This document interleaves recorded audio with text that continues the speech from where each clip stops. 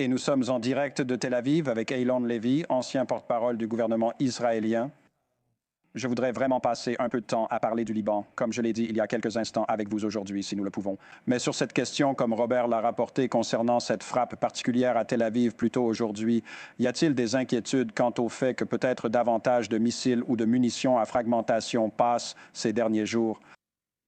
Le régime iranien a tiré des missiles balistiques de manière indiscriminée et irresponsable au cœur de quartiers résidentiels, et non sur des cibles militaires, directement sur les habitations des gens. C'est pourquoi les Israéliens ont été réveillés ce matin par les sirènes et les nouvelles des destructions massives.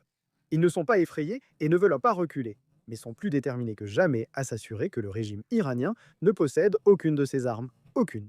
Nous avons vu le régime tirer ses missiles sur des aéroports et des infrastructures énergétiques dans toute la région. Et tout ce que l'Iran a fait en ciblant des zones civiles depuis le début de cette guerre a justifié la décision de la coalition américano-israélienne de s'assurer que le régime iranien ne possède aucun missile balistique, car aucune défense aérienne n'est hermétique. Aucune d'entre elles n'est infaillible. Et Aucune d'entre elles n'est infaillible. Comme je l'ai dit, je veux passer quelques minutes sur le Liban. Alors laissez-moi passer à la carte. Tsahal prend le contrôle de la région sud, comme il est indiqué ici, a beaucoup parlé de la rivière Latani qui traverse cette zone, mais ce sont des ponts, vous savez, ces différents ponts qui sont identifiés.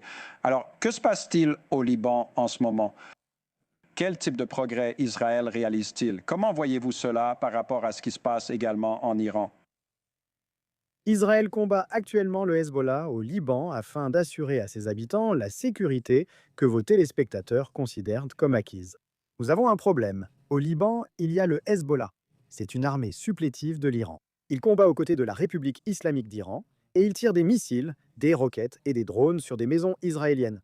Il tire au hasard sur des gens assis sur leur terrasse. Une jeune femme a été tuée il y a quelques heures lors d'une attaque à la roquette du Hezbollah. Le Hezbollah reste présent car le gouvernement libanais n'a pas réussi ou voulu l'écarter, malgré de nombreux cessez-le-feu. Il ne l'a pas déplacé. Le Hezbollah est revenu se réarmer sous le nez des casques bleus de l'ONU qui sont là. Et Israël dit maintenant que ça suffit. Nous n'allons pas laisser une armée terroriste étrangère tirer sur notre peuple. Nous allons repousser cette menace. Donc Israël a bombardé ses ponts au-dessus du Litani, parce que le Hezbollah les utilisait pour déplacer ses hommes et ses armes du nord du Liban vers la frontière. Israël est déterminé à les repousser pour que les familles israéliennes rentrent chez elles en sécurité. L'expulsion de l'ambassadeur iranien par le gouvernement libanais est-elle au moins un signe encourageant? Je vais lire l'extrait du communiqué où j'ai ordonné aujourd'hui de convoquer l'ambassadeur iranien pour lui annoncer la décision. Nous allons retirer cet accord pour l'ambassadeur et le déclarer persona non grata, n'est-ce pas? Donc, vous savez, vous parliez justement du rôle du gouvernement. Est-ce une mesure montrant des signes d'effet et allant dans la bonne direction? Qu'en pensez-vous? La décision du Liban d'expulser l'ambassadeur iranien est un tournant majeur pour se libérer de l'occupation par le corps des gardiens de la révolution islamique. Et cela ne se produit pas en vase clos. Cela se produit parce qu'Israël exerce une pression militaire sur le Liban et dit « Nous en avons assez. Nous en avons assez de votre lenteur. Nous en avons assez que vous ignoriez le Hezbollah et le laissiez tirer sur des familles israéliennes. » Le gouvernement libanais panique maintenant et commence enfin à agir contre lui.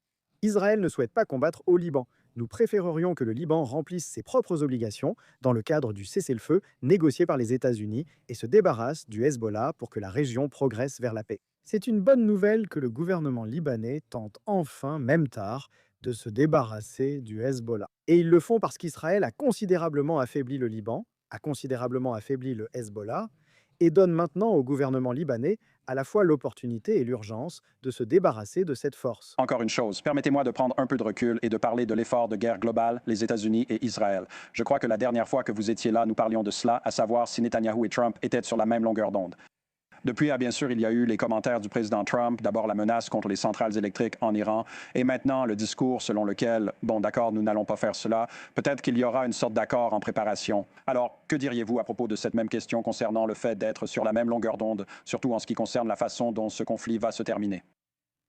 Je ne sais pas ce que prévoit le président Trump, il a fait des remarques énigmatiques dans le bureau ovale.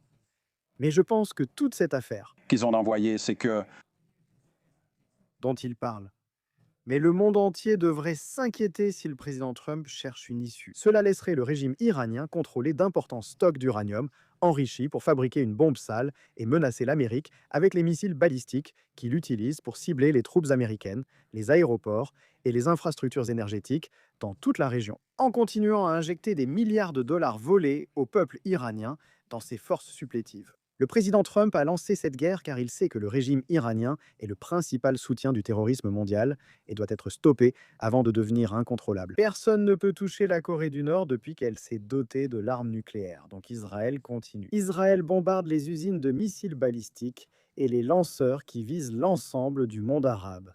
Il détruit des usines d'armement. Il détruit des sites du corps des gardiens de la révolution islamique. Et je m'attends à ce que le président Trump veuille continuer, car il ne peut pas laisser ce régime panser ses blessures, jurer vengeance et continuer à crier mort à l'Amérique. Prendre ce qu'Israël pourrait considérer comme une porte de sortie prématurée. Quelle serait la prochaine étape de Netanyahou s'il y en a une? Si l'Amérique déclare la victoire trop tôt, nous serons de nouveau confrontés au régime iranien dans 6 mois, 1 an ou 5 ans. Les États du Golfe veulent que l'Amérique et Israël terminent le travail ensemble, car sinon le régime iranien va continuer à les menacer avec des missiles balistiques et des drones. Et cela a montré au monde entier à quel point il est agressif et dangereux. Ce serait une erreur terrible et historique pour la coalition américano-israélienne d'abandonner alors qu'elle a l'avantage, alors que les Iraniens sont si faibles et si divisés. Et il est important de s'assurer qu'ils n'ont absolument aucune capacité de menacer leurs voisins et qu'ils ne puissent pas reconstruire les missiles balistiques que, comme nous l'avons vu ce matin, ils tirent en plein milieu des zones résidentielles. Eylon Lévy de Tel Aviv est avec nous ce soir. Merci, monsieur. Nous vous en sommes reconnaissants.